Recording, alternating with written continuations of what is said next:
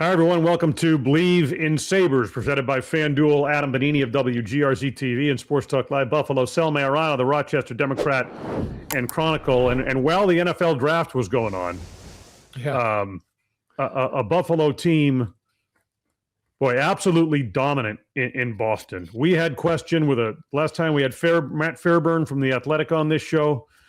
Questions about goaltending, questions about style of play. All of those things that the Sabres more than answered with two very convincing wins, particularly on Sunday, 6-1. Yeah, it was, man, this was a hell of a weekend for the Sabres, right? Game 3, Thursday night, it was funny, Adam. We were in the press room there, and they have a new big screen, like a projection screen that sits behind the podium. So they had the Sabres game on there, and the draft was up in the two corners of the TVs, man, and nobody was paying attention much to the draft. I mean, the Bills weren't picking either. I mean, they didn't even make their first trade until the game was over. So that worked out really, really well for all of us because we were all engaged with the game. And it was fun. It was fun to be in a room full of people that were, into it, right? Usually I'm on the couch by myself. So it was fun. All the guys in there. That was a hell of a game. Would you agree that the whole thing turned, maybe the whole series turned when Lyon made the penalty shot stop, right? Sure. They were already down 1-0. That would have made it 2. And in that building against that team with their defensive style, that would have been a tough thing to come back from. And the minute he made that, I think they tied it like a couple minutes later, and then they went on to win. So I thought, that was such a pivotal game for the Sabres. It took the pressure off of Sunday, right? You lose game 3 and you're still on the road. Now you're looking at, damn, if we don't win this one, we're down 3-1. That enabled them to play so much freer, I thought, in game 4 Sunday. Did you kind of feel the same way with that game 3 result? Yeah, but I noticed the differences in game 3. In terms of the Sabres, there was all that extra after the whistle stuff and everything else. They kind of steered away from that. That it became less about their desire to match them physically and more to get back to the advantage they obviously have in terms of skating ability and speed. Yeah, right. Absolutely. And I could tell even before the penalty shot that the tide was turning on that front. And then the penalty shot being able to, not go down 2-0 there. It allowed that level of confidence and the pendulum of momentum to swing even further in their favor. But, I mean, excellent decision by Ruff on his goaltending situation. Yep. Read that perfectly. And then to not get too worked up after what happened in game 2, right?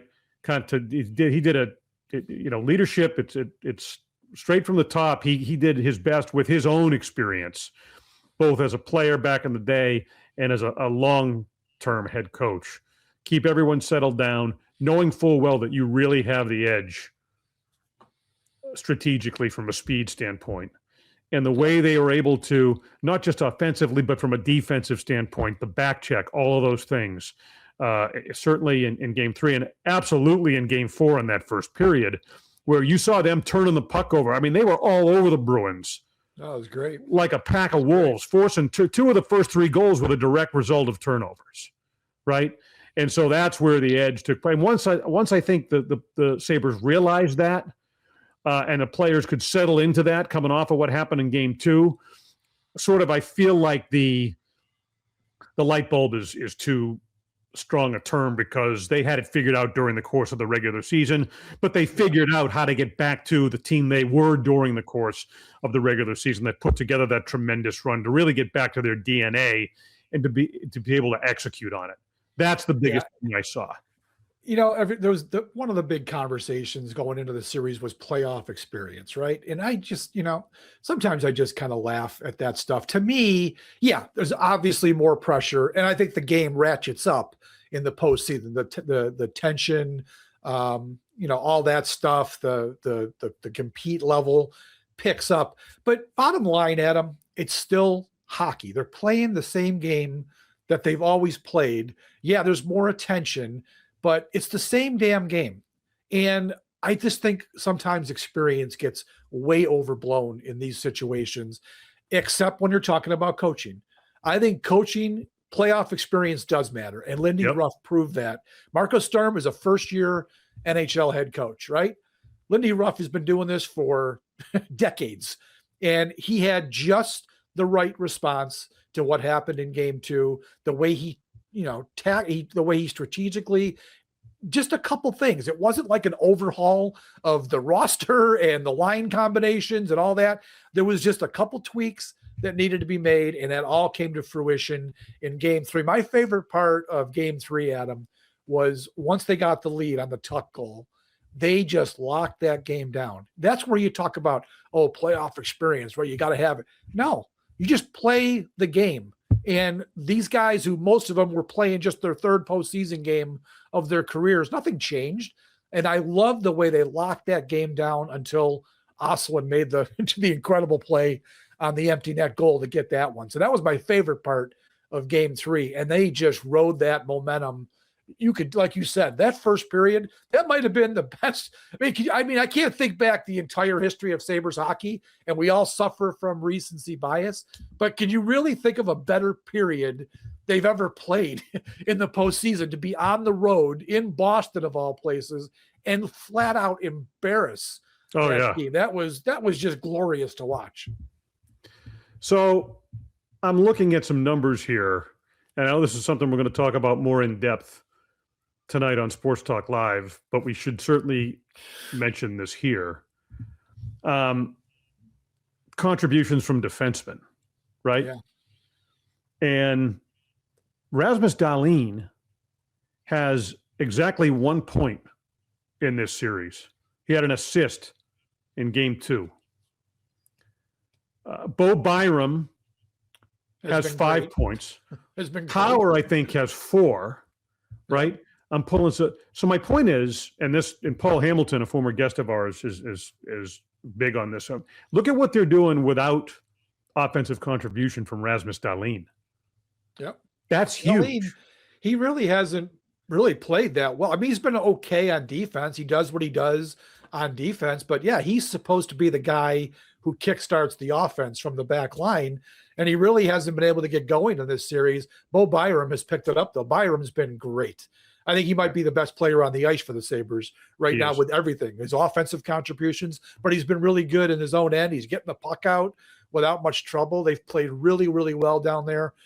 Even the third line, or even the third pair, Stanley and Timmins, they've been fine in this series. They really haven't been, the Bruins have in no way, I think, taken advantage of them when they're on the ice. So they're getting really good play from their defensive core, and it's just crazy that they're up 3-1 and they've basically gotten nothing from Dahlin. And really, if you want to push it forward, Tage Thompson had the big finish in Game 1. They don't win that game without Thompson, but he's been a little bit quiet, really, in the last 3 games. I think he has a couple assists here or there, but he hasn't found the net in the last 3 games. So they're getting these wins without really their 2 superstar players haven't contributed all that much, at least since Game 1.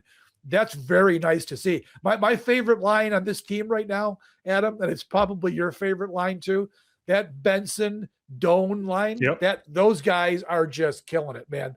That goal, and then and Swayman robbed Benson. They would have had a second goal.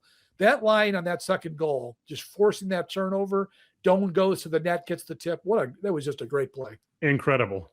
I mean, look, Doan was our player of the game yesterday. Yeah, he was great. You get Doan contributions from Doan, Benson, right? We should also mention Samuelson on defense as well as part of that conversation. But Byram, and you talk about the value of Stanley Cup playoff experience. I think you're seeing it there, right? Yeah. Because there's a Cup winner and a kid who played tremendously well for Colorado en route to that. And it's clearly transforming to this lineup here. And he's been absolutely terrific.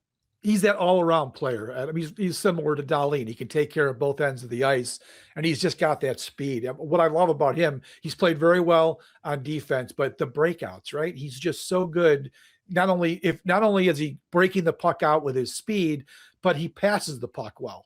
So he makes that good first pass to get the them going on offense so easily. Sometimes Power, who I think has played pretty well too, Powers to me sometimes seems so indecisive before he makes that first pass, right? And you never see that with Byram. Byram is just go, and he's been really, really good in this series. So, they've got a lot of guys that have been going pretty well, and I love it that they're getting the secondary scoring too, right? Huge. I mean, that's what makes them so incredibly dangerous. Because I mean, you're looking at the reason why here. I mean, the Bruins, to their credit, have said Rasmus Dahlin's not going to beat us in this series. Yeah, they have strategically done a good job. They've done a very good job on him to limit him. But you look at the depth and the variance in this Sabres lineup, and I think it's what you're seeing. It's the point we're making. So go ahead, take away Dahlin, but the Sabres, which makes them really dangerous moving forward. You know, once they get back to that style of play where they're not letting the Bruins dictate the style in terms of the kind of slow it down, jam it up, they've been able to open. I mean, at one point I think it was in the second period yesterday. I mean, the Bruins are down 4 goals, and they're backing off into they're not even pursuing Buffalo in their own end. I know. They're backing off, kind of hanging in I'm like, what are you doing? You've got to press. And if you have any hope of getting back into this game, they look completely dumbfounded that was a horrible, embarrassing effort, to use the word that they're using to describe many of them. They should be embarrassed. Adam, it was stunning because that building never got a chance to even wake up, right? I mean, the Sabres were on them so quickly at the start of the game, got the first quick goal. What was within 3 minutes, they were already ahead, I think it was. And it was just incredible to me that there was no pushback from the Bruins. They kept scrambling around in their own end. Buffalo's forcing turnovers. Swayman did not come up with the saves when he needed to make them. It was amazing that the start that they got off to, and Boston never had a push. And then you go to the second period, nothing really changed outside of the fact that the Sabres weren't scoring. Nothing changed. They were still dominating puck possession. There was like one stretch. There was like one shift. It was about a 2-minute stretch after the second half of in the back half of the second period where Boston really looked good. And I thought for sure they were going to score. Then they had back-to-back power plays at the end of the period, and they had some possession time. And for the Sabres to get out of that unscathed and go into the third with a 4, it was over. I mean, I was a little worried that if Boston had got a goal and God forbid 2 at the end of that period, and they had better chances, then it would have been maybe a different game. But when Buffalo got out of that clean, then in the third period, Boston still had no push, and the Sabres tacked on too. It was just a start to finish ass kicking, which you would never believe from a Buffalo team over a Boston team. That's a Boston team that won 29 games during the regular season in that building, tied for the best home record or most home wins in the National Hockey League, and for the Sabres to go in there and grab 2. And the last point I want to mention here before we wrap it up and obviously look toward a potentially clinching Game 5 at KeyBank Center, which is going to absolutely be on fire, rocking with the fan base. It's going to be very difficult for Boston to go and get. I mean, I really think the tide has turned in this series. They're a team that, if they can get back and they can move their feet a little bit more and get back to dictating some of their style, there's obviously a chance. But the way the Sabres have reverted into this and kind of found their game and been able to dictate on their terms, I see this thing wrapping up in 5 games. Lyon, we have to address. Look, the kid's made, I think it was 47 saves over the 2 games. You mentioned the penalty shot. There was a breakaway in Game 4 too, where he had the answer as well. Major credit. Look, they had a goaltender rotation that worked incredibly well for them during the course of the regular season, and it's not traditional, but look, if it worked then, it's clearly something that can work now for this team moving forward and has worked for them.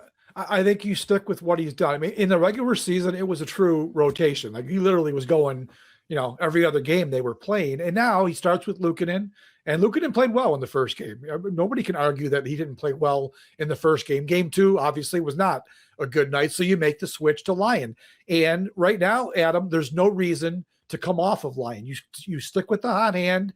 If whatever in this series or the next series, he has a bad game. Maybe you think about, okay, let's give Luka to the net and see what he can do. I would have no problem. But right now you ride the hot hand.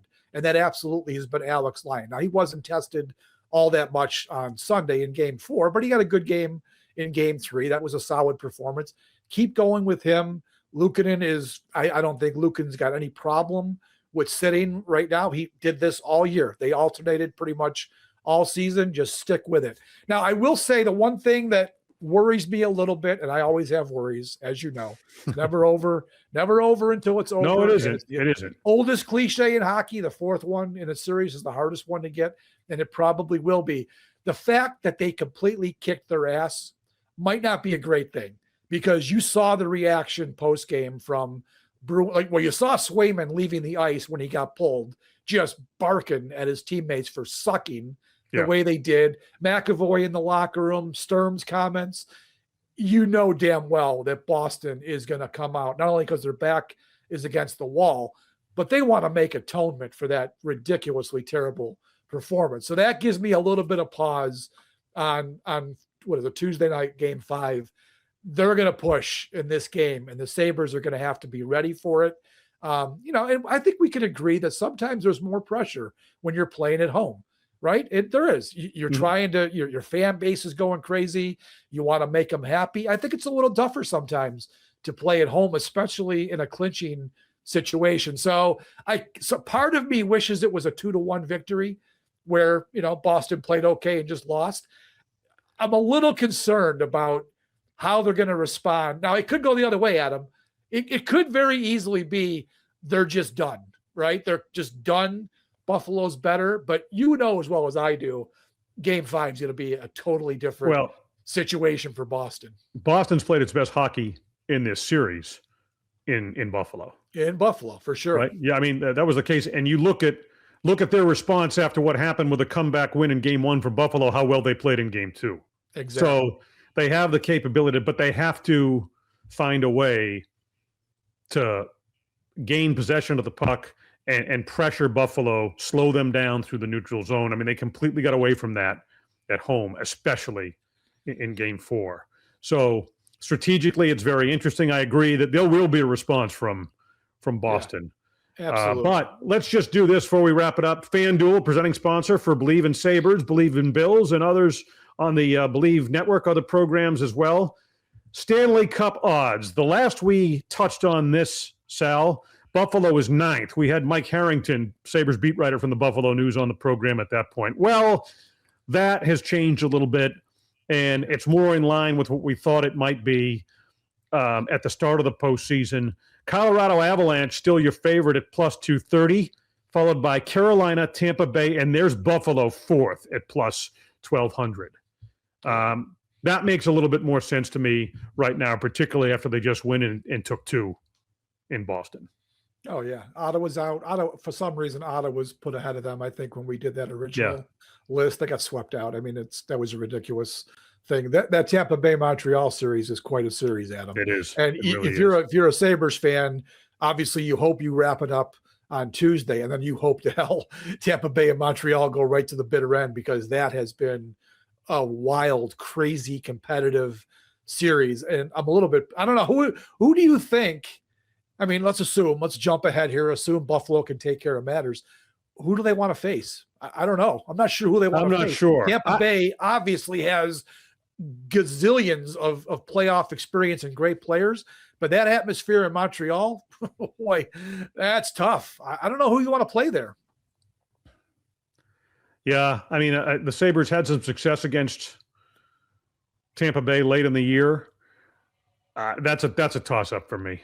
Yeah, I mean, you've got to deal with Montreal and the talent on that top line and everything else, right? I mean, that's a toss-up. And Tampa Bay, a team that's kind of been there, done that.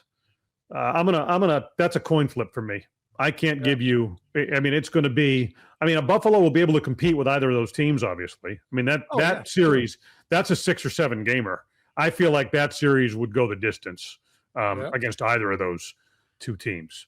But and again, not to jinx it, but I'm just thinking ahead. If they do take care of it, that's just such an intriguing choice of who you want to play in that next series. So It'll be, hey, let's just hope they get there.